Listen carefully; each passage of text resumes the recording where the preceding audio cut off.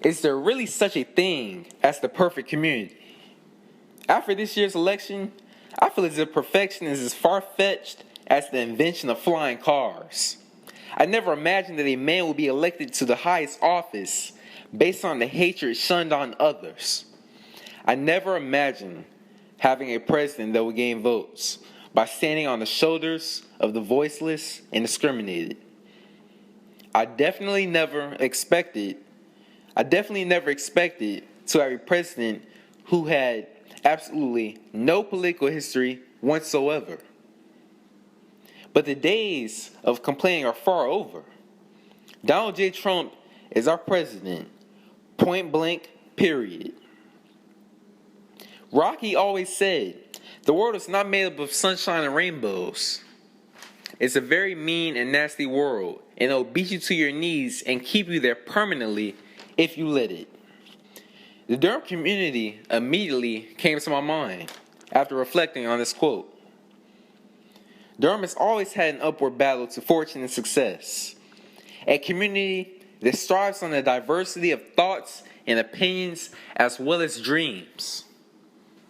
Even going back as far as Durham's Black Wall Street, where African Americans and minorities produce their own business success. We are strength in numbers, regardless of race and class. We, the people of Durham, never fall.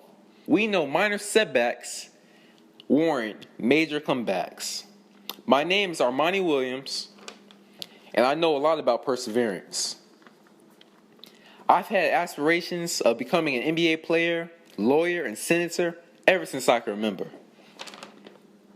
However, the failures that come with those goals occur daily.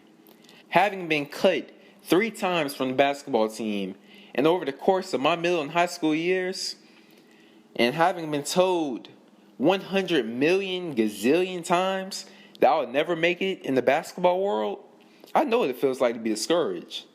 However, being discouraged is a choice. We as people decide the success of our futures. We may never be a perfect community, but we will always be a community that aims strictly for perfection.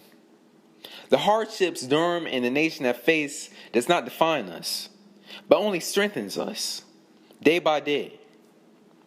Durham is a community that represents hard work and self-discipline. Our community's success started after crisis, as a matter of fact. The Durham community grew slowly before the Civil War, but expanded rapidly following the war.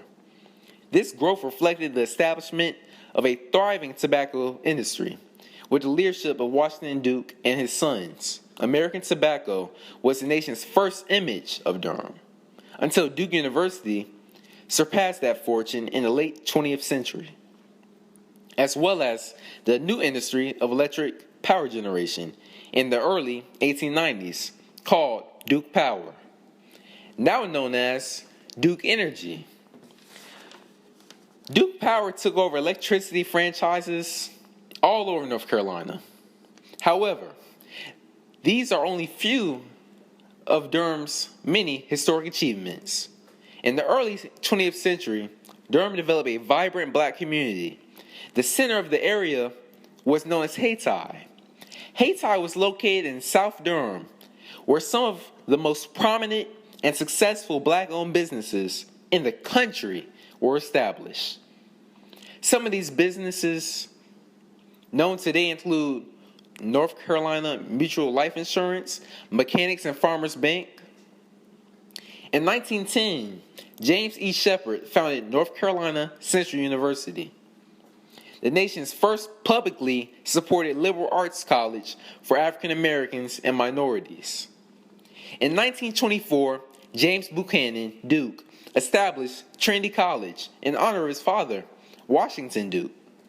The university's name is now known as Duke University. Just looking back at Durham's history and achievements gives me chills. A town counted out for so many years and underestimated, rising to such a higher standard amongst the country.